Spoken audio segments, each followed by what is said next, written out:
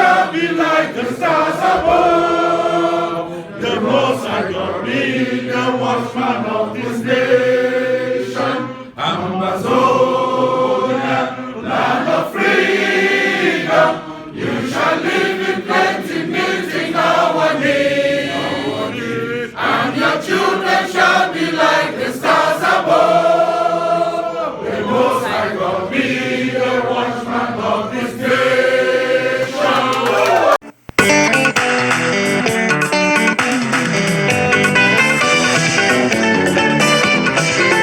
Good morning, Africa. Welcome to Daybreak Africa from the Voice of America. I'm James Butty in Washington. Today is Tuesday, June 11th, and here are some of the stories we are covering. Cameroon's self-proclaimed Ambazonian Republic says it has impeached its imprisoned president. The actions of Mr. Ayub Tabe constitute sabotage. There are allegations that he has been compromised and he is now working side by side with French Cameroon against the spirit of the revolution. Chris Anu is the Secretary of State for Communication of the self-proclaimed Republic of Ambazonia. The self-proclaimed Ambazonia Republic of Cameroon says it has impeached its imprisoned president, Julius Sissekou Ayuk Tabe. He and other separatist leaders are facing terrorist charges before a Cameroon military tribunal after they were abducted by Nigerian security and deported to Cameroon. Chris Anu, Secretary of State for Communication of the self-proclaimed Republic of Ambazonia, says Tabe was removed for engaging in treasonable misconduct, including unilaterally attempting to dissolve the interim government and creating a shadow cabinet from prison. Mr. Tabe has been impeached as interim president of the Federal Republic of Ambazonia because his actions from behind bars are constituting what the Restoration Council has described as treasonous or felony. The actions of Mr. Ayub Tabe constitute sabotage. There are allegations that he has been compromised and he is now working side by side with French Cameroon against the spirit of the revolution. So, Chris, I went through your release. You said that Mr. Tabe acted unilaterally in attempting to dissolve the interim government. He is in prison. How is he able to do that?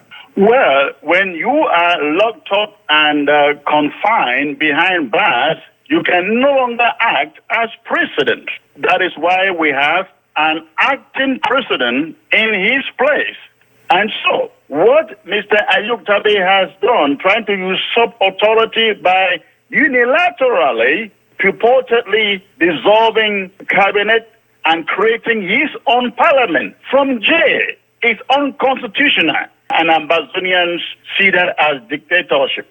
So, Chris, you said that Mr. Tabe created a shadow cabinet from behind bars. How do you know he created a shadow cabinet? Because he made the announcements publicly. He issued out press statement from prison, wrote to the United Nations from prison, created a restoration council from prison, created a cabinet from prison, appointed a vice president from prison. Now, how can those in confinement rule the free from jail? So that is what the Restoration Council has called treasonous felony. It is not what he is supposed to be doing. What does this do now, Chris, to your movement? I mean, this must have shaken the core of your organization. Would it have an impact in terms of how you move forward? It definitely would have an impact, but I can assure you, Ambazonians are intelligent people. They know what manipulation looks like. Going forward, Ambazonians are upbeat. They are sure, they can trust, they can depend on this interim government that never, none of us shall be compromised by the regime in French Cameroon. We will guard this revolution with everything that we have until we get to Boya. So we want to assure every Ambazonian that we have the revolution in control. They should ignore every form of distraction coming from jails in French Cameroon. The revolution is strong and it will definitely march on.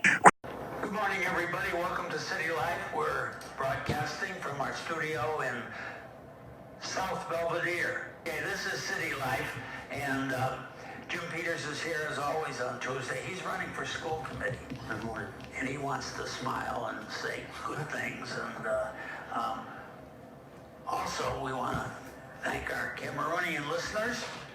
Understand from Fru that we have quite an audience in Cameroon, so therefore we want to let you know that we're very happy that you're with us, and we're pleased to know that we've gone international. Oh yes, we've expanded.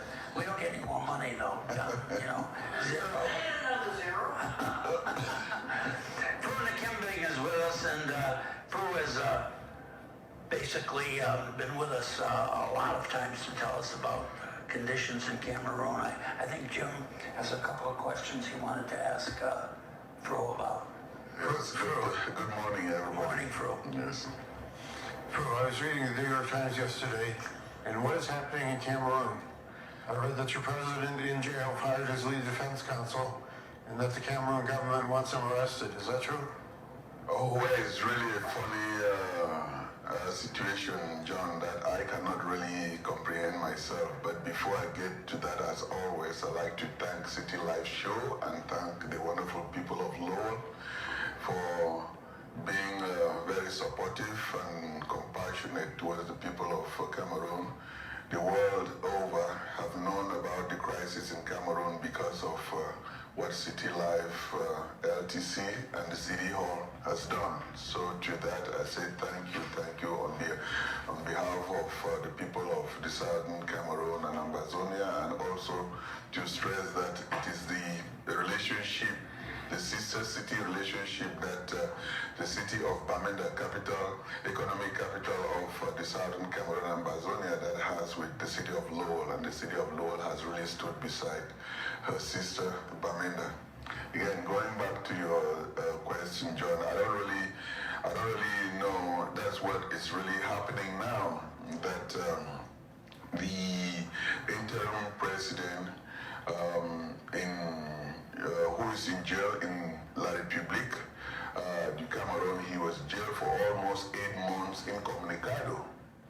And then everyone around the world protested, we advocated, the interim government appointed a legal counsel and to defend him, and they worked so hard for him to come out of jail, and for the people, for the whole world to see that they are alive. And we hear that before that was on the week of 20th May, the interim president said he fired the acting president and his government, who have been campaigning for the release of all the prisoners, the detained prisoners in jail. So I really wonder what is going through his mind, and that can your captor make it so easy for you in jail that you can be taking such a decision? So that is really what I want to ask. It depends on the country. That's what it comes down to. I mean, Hitler went to jail for 5 years, and he wrote Mein Kampf when he was in the jail, and they let him out in 9 months for good behavior.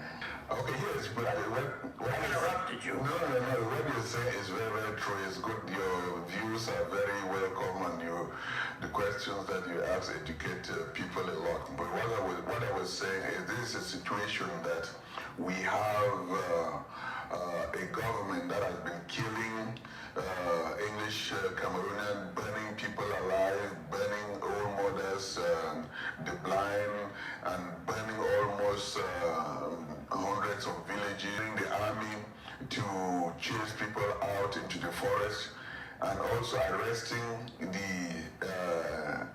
interim president and putting him in jail.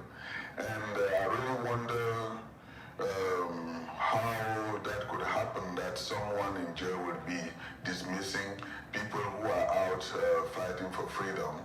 And I really said, personally, I don't follow individuals, George. I follow some people follow individuals. But for the cause in Cameroon, I follow the struggle. Because the struggle for liberation is bigger than one individual. And there is an interim constitution, and that interim constitution clearly states that in the event of inactivity or incapacity, and if the president is not available, they will nominate an interim president who would take over the functions of the president until he is available. So, but since in this situation our interim president was in captivity, and he has been very well loved until May, that he, from jail, he sent out a communique and a list that he has fired the interim government and he has appointed his own government in jail. So it throws the struggle into confusion, and I think... well, you would think that maybe they had a gun to his head when he was giving the initial proclamation. Joy, I would really... I can't prove that. I cannot, but anything is possible in jail. But the thing is... Yeah, but if you want to get out of jail, you might do what your captors tell you to do. Oh, that is very true, and that is what will also tell people outside not to take what he says in jail serious, because it could be under duress, and he could say such things also to save his own life. Well, it said in the New York Times that the president in jail fired his lead defense counsel, and the Cameroonian government wants him arrested. What's that about? Well, I not want the lead counsel arrested because I think from what the interim president in jail did was he fired his lead defense counsel, and this is the lawyer who has been fighting for him. And I would think that if you respect your lawyer and the lawyer who has really pushed everything and fought for you to get out of maximum detention, maximum detention, and tell the world that you are alive. And then if you are making utterances and talking to the world, I would think that justification will show that every statement that you make will go through your defense counsel. But I guess not. No, again, the problem is, and I mean this sincerely, I don't practice law now. I mean, I could practice law, but I've kind of retired. Right. I was teaching at the university for a while. But I was retired from the Secretary of State's office. I did mostly government work, but I was involved in some private practice. But basically, I don't know how to describe this, so I better not try to describe it. I was ready to go off diving board and say something that maybe I shouldn't say. But lawyers I would defend, if I were practicing criminal law, Charlie Manson. Yeah. And I would defend Martin Luther King if he were charged for defending riding on a bus and screaming out loud, and that was disturbing the peace. You're just doing your job. Yes, exactly. You're just doing your job. But a lot of people don't realize that. Then you're supposed to. You have a kind of an oath that you will give everybody an adequate defense.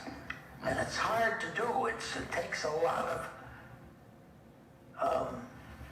I don't know how I should say it. It takes a lot of guts. Yeah, but another way is in support of what you are saying. If you are defending somebody, that person cannot bypass you and go and make statements without those statements going through you, right?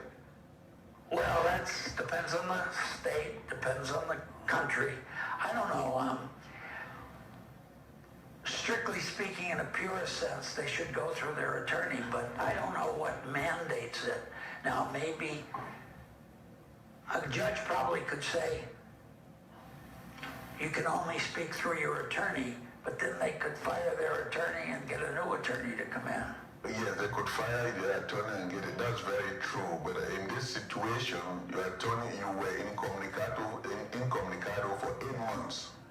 Your attorney did everything for you, and then it is only when the attorney can have fought for you to get out of maximum prison that you come out, and then the government that jailed you, they found out. I'm just thinking that they know that they can make conditions for you better so that they can extract more information from you. And after giving you all the amenities and everything, you started communicating, and then you, instead of still going through your attorney, because your attorney is defending you against your captor, now you start making communications out of jail, and you fire the people who are... The attorney hasn't been bribed. No, the attorney is the one that the government does not want to talk to him. Your jailers do not want to talk to the government, to the attorney, and the attorney is the one who is saying that the strong... Well, I would say you should be able to talk to your attorney. He didn't fire his attorney, did he? He said that his attorney is not just defending him. 10 of them were arrested. Yes. Those are the 10 of them were arrested. And there are also about 1,000 English Cameroonians that the government has in jail. He's defending all these people. Jim, I think there's another question that you have. Another question that I have. But I'd like to preface it by saying that it sounds like you're saying that the interim government is taking away the rights of the president. Is that what you're saying? Well, the Judicial Council that takes care of the Constitution, and in the Constitution it says that if the president is incapacitated or taken, then there have to be an interim to replace him until he gets out. Right. So I think according to the Council, the Governing Council deemed that the decision by the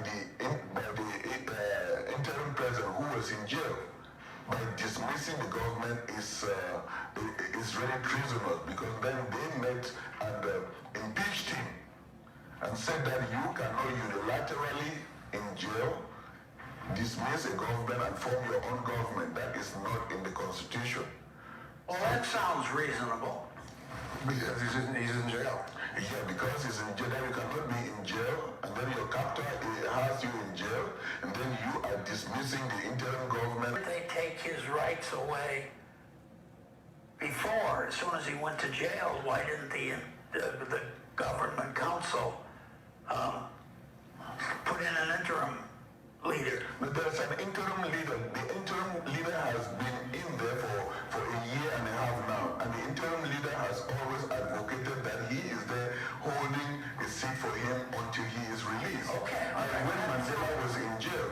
Okay, and the interim leader does not like the firing of the people. The interim leader has been fired by the person in jail. I would think that would be proper, because the interim leader, if the interim leader is taken over by the Constitution, then the interim leader makes the decision. That's what I would think. I'm not a judge in Cameroon. Well, in fact, that is what common sense would entail. So the Governing Council met and voted unanimously to strip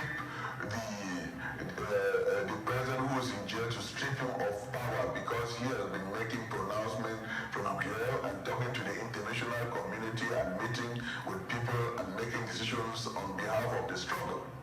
Okay, so I'm not trying to be picky, but the question is, they've already stripped him of power. They passed that vote 2 days ago. The interim government basically appointed a new leader while he was in jail. Yes. Okay, so they don't recognize what he did when he was in jail. What he did when he was in jail, he just formed his new government on May 15th. But he was already stripped of his No, power. he wasn't stripped of it. It's like Mandela was in jail. They never took Mandela was the face of the struggle. Okay. So he was in jail being the face of the struggle. All right. They respected him as still our leader. Okay. But it was when he from his jailer's jail, that he took decision to fire the people, the interim government, and appoint his own government now in jail. That the governing council said that is too much power. That's dictatorship. You cannot unilaterally dissolve a government when you are in jail. Well, and they said by doing that, we have stripped all powers from you because we think that you are now communicating with the international community and representing people from jail. Okay, that makes sense to me. Okay. The other question that we have for you is it true that the interim government has been impeached by the Restoration Council for violating the interim constitution and forming another government in the Republic of Cameroon jail? I think he must be the enemy and could easily be compromised, one person said. Okay, that's just what you have enjoyed. That he is, in this situation, the government of Cameroon has him in jail. And now he is in the government of Cameroon's jail, dismissing and dissolving the government, his own government, and forming a new government in jail. So most people are saying that he definitely is working for the government of Cameroon, or because of the long time that he has been in jail, he has been compromised. Because if he were not compromised, he will not be acting in jail as incapacity of a president and dissolving the person who is a caretaker for him to come out of jail. So right now it is really causing a lot of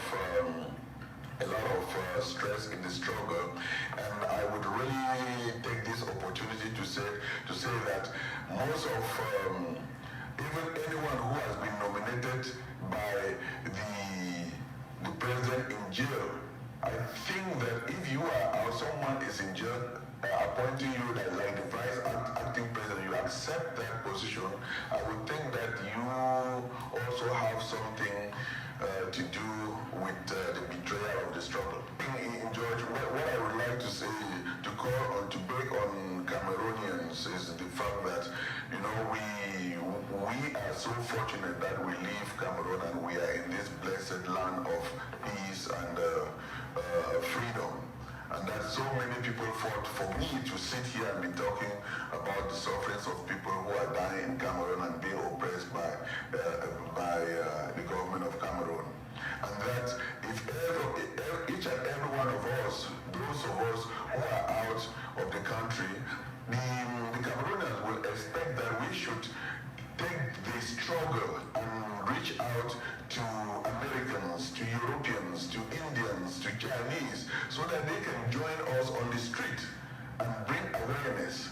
Instead, we, the Cameroonians, are fighting amongst ourselves, accusing people that they have done this thing, they have done that thing, which is really not what the people in Cameroon on ground zero want of us. They want us to be their messenger to carry the struggle out and educate people like John, Jim, and George. What you are not Cameroonian, but you are speaking on our behalf because of the compassion that you see that if someone is killed, not even an American, Americans are compassionate that they see an abuse somewhere, thousands of miles that they are not related, they stand up and advocate for. So that is exactly what I do expect, that Cameroonians out of Cameroon in the diaspora should be able to reach out to non-Cameroonians and not fighting amongst ourselves and tearing ourselves, because if you expect non-Cameroonians to support us, they will support us well if they find us, if they see that we are united. But if they see that we are not united, how do you expect someone, an American, my neighbor, to be able to feel my pain? So as always, I said, Lowell has been very, very supportive and and very, very compassionate about the struggle in Cameroon. So it is like I feel very much at home sitting near you, George, near you, Jim, and when John talk about what happens thousands of miles away to people who don't look like you, that you've never met, and you consider us like in the family, in the world family of God. I really thank you so very much, George. Let me ask you two difficult questions. Yes. If you went back to Cameroon on a cruise with John McDonough, because John does a lot of cruising. And if you went to Cameroon, what would happen to John? What would happen to you? Well, John, even right now, while John is here, they are calling from Cameroon and threatening John in his own house. So you would see equally that. No, they call me on my cell phone. On his cell phone. They were all bent out of shape. And I said, okay, I understand. Have a nice life. You definitely know that. I mean, even they have, the Cameroon government have their agents around this country training us that are giving this report to the whole world, that are educating the whole world. Just 2 days, yesterday, the lead attorney was flying in Cameroon. There is a commissioner, they have his pictures on the airport, who is actually trailing him. So we don't really know what will happen to him when he gets back to Cameroon. So the government has their surrogates monitoring us and watching us, but will say, you know what, we are in this blessed land. Anyone who comes here with bad intention, he knows that he will be down for it. I have to admit that I'm a little worried for you because you're so strongly on the one side, and I'm worried that you might be singled out by a Cameroonian who's on the other side, and somehow abducted and tortured or something. That's very true, John. I have my cousin who has been shot in his house. Yeah. I mean, he went to open the window, the army shot through the window and got him on the chest and he fell back. In Cameroon. This is last month. In Cameroon. Yes, in Cameroon. He fell back. The children, the wife was there. The bullet got him in his chest. When he went to open the curtain to see what was going on, the armies were shooting people. So they killed him in his house. So when once members of my family, my relatives, last week, they burned my junior brother's compound. He lost almost everything. So that the government has been doing this to terrorize the Cameroonians. And I would tell you that the important thing that has happened in Cameroon is that the French Cameroon population, they were in denial. They have gone back and read the constitution that was made in 1961 to unite both Cameroon. And in that constitution, they said that the constitution was to make a federal republic of Cameroon with 2 different states, distinct states, the French Cameroon and the English Cameroon, maintaining their constitution, their system. It was mentioned in that constitution that under no circumstances should that constitution or the name of the country be changed. The French Cameroon in 1972, they changed the name of the country from the Federal Republic of Cameroon to United Republic of Cameroon. And in 1984, they changed again the name of the country back to the name of French Cameroon before unification, which was the Republic of Cameroon. So you are hearing today Republic of Cameroon means they have already solved the English Cameroon. So right now the French lawyers, they are digging back to that constitution and telling the French Cameroonians that, you know what, you dissolve this union. You broke the constitution of 1961 that brought English Cameroon and French Cameroon, and in that constitution it was stated never to change the system of government that exists in Cameroon. Because you violated that constitution, English Cameroon is free to go. So that is how the situation in Cameroon is, and because of that, the French Cameroon, they wage war on English Cameroon so that they can, through war now, defeat us and conquer English Cameroon. So that's the problem in Cameroon. John wants to jump in. Through the stuff that you're doing, now you get coverage in the Boston Globe, in the New York Times. The effect that you and your friends are having by communicating with Senator Elizabeth Warren, Senator Ed Markey, Congresswoman Lori Trahan, President Trump, by you guys keeping them in the loop, continuously emailing about the murdering that's happening, and lately the Holocaust people, the Jewish people who are still, that say never again Holocaust, are getting interest in what's happening in Cameroon. They can see the same things, similar things that happened in Nazi Germany are happening in Cameroon. What you're doing is being effective, and certainly the leaders who are doing the killings and the murderings in Cameroon are aware that there's a mounting amount of pressure globally to fix this. You just can't murder people because you don't like them. You just can't do that. Sorry, we're coming to get you. Well, thank you very much for those comments, John. And I will also throw it back at you. You have been very, very supportive, and because of City Life show carrying this around the world, it is actually having a very, very positive effect, and it is the government in Cameroon watches this show. That is the reason why they are threatened, and they are making calls to you, trying to intimidate you to shut up and bringing all these atrocities. And not only you, they also call Lowell Telecommunication, and they also send threatening calls to the city of Lowell, the mayor's office. Really? Yes. So that shows that they're not too bright because the guy called me and said, "We're going to come to Lovell, Mississippi, and take care of you." Imagine. You're heading off to Lovell, Mississippi. All right, I'll see you down. Imagine with that, John. That's exactly what I'm calling on my brothers and sisters in the diaspora.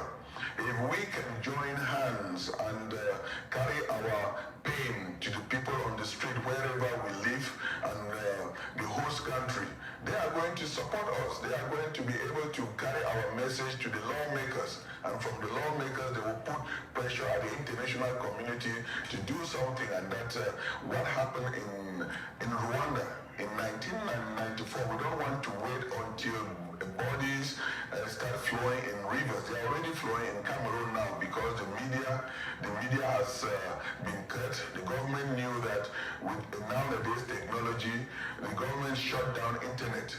So because he knew that the images are getting out, the atrocity that is being committed right now, and also the stress that is being imposed on our leaders in jail. That is why you could not really trust what President Sisiko made from jail, because anyone in his right mind who, out of the freedom that we enjoy out, could listen to a decision that is coming from the captor's jail, our enemy's jail. Firing the interim government should be crazy. One thing I want to ask before you go through is, I'm a little confused when you say the government. Are you talking about the French government or the what government? I'm talking about the La République government, because from United Cameroon. Well, the name is not United Cameroon anymore. The name is Republic of Cameroon. It started in the 60s. The Republic of Cameroon got its independence 1st of January 1960. Okay. The English Cameroon, the British Cameroon, which is now the Republic of Ambazonia, got its independence 1st of October 1961. So then the two Cameroon came together. These are two independent states with their different government. They came together to form a federation, a federal republic of Cameroon. And in that constitution, it was clearly stated that the English Cameroon will maintain its own type of government, since they follow the English system of government, the legal system, which is common law, and the language, which is English, and then the system of education. Is that a violation of their constitution? The French side, which is 80% of the population, they were also supposed to keep their own French system, their own legal system, their language, and their educational system. But because of their population, they conducted a fake referendum. And knowing that their population, which is 80%, will overwhelmingly vote to swallow English Cameroon. When that happened, they changed the name of the country from Federal Republic of Cameroon, thereby breaking the constitution and renaming another Cameroon called United Republic of Cameroon. two stars that were in the original flag, now they merged it to one Cameroon. As if that was not bad enough, in 1984, this current president, when he took over power, he renamed Cameroon to the Republic of Cameroon. That's going back to the name of the French Cameroon that existed. Means, by doing that, means he has said to English Cameroon that we want to stand alone. You people are on your own. Who has the seat in the United Nations? French Cameroon or English Cameroon? It's French Cameroon. It's French Cameroon because at the United Nations, the name there is Republic of Cameroon, not Federal Republic of Cameroon. The United Nations, at least for sitting seats, recognizes the French Cameroon. Recognizes the Republic of Cameroon, but does not recognize the Federal Republic of Cameroon. In 1961, the United Nations accepted a Federal Republic of Cameroon with two Cameroons. Before 1961, the United Nations... No, that's what I'm saying. Before 1961, there was a Republic of Cameroon, one seat at the UN. Okay. When Cameroon became a federal, yes, with the two states, there was one seat for the two Cameroons. Okay. And the name was Federal Republic of Cameroon. So when the French Cameroon changed the name to Republic of Cameroon, they still maintain that one seat. Okay. Okay. Yes. So again, I would like to... Any last comments you want to make before you have to leave? I know you have to go to work. Yes, in the real world. Thank you very much. I like to...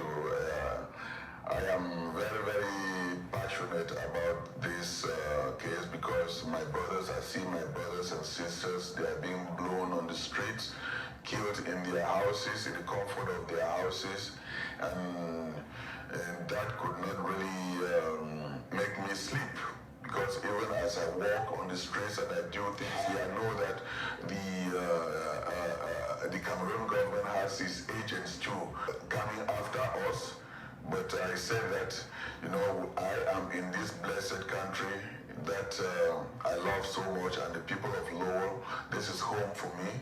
Any of them who bring any evil on this land, law of the land will come down on them. And I will also want to call on my brothers and sisters in the diaspora not to be fighting amongst ourselves. Let us redouble our energy to be able to reach out to non-Cameroonians and spread our pain and invite them to join us on the street, to be able to join us and contact lawmakers, the people that are in power, to remind them that in 1994, President Clinton said that never again will have Rwanda then was really controlled by the French.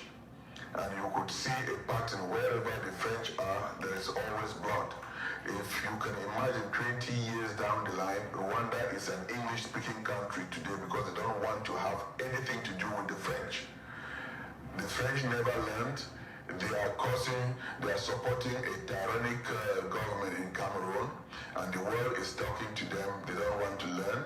And just last month, we saw images of Italians. These are not Cameroonians. These are not even Africans demonstrating on the streets in Italy, calling down with President Paul Biya that he should go. He has killed so many people. So I want to thank the international community and our listeners that please keep Cameroon in mind and help us win this struggle. I have one question. Is the Cameroonian French, is that the same as the French in France? No, it's African. But like one thing that I would like to mention again, as you ask that question, John, the French Cameroonians, our brothers and sisters, they don't hate us. It is the government in power. Okay. It is the government in power. We are here like a family. The French, the people from the French side and people from the English side, we are all Cameroonians. Besides the government in power, there wouldn't have been any problem. So this is one thing that I really want to make clear, that there is no problem between the average and the person on the English side. Even I myself sitting here, I am a product of both Cameroon because I was born in the English side, I grew up in the French side, I went to school in the French side, I went to school in the English side. My brother is married to someone in the French side and they have 6 children. Those are my children. So when I'm saying like this, it's not that I am condemning people from the French side. I'm just saying that the government is the problem that is putting a knife between us. Thank you very much. Kembang, thank you very much for coming on City Life. We appreciate it. Thank you very much, George. Thanks. We'll see you again soon. Okay, you have a wonderful day. You too.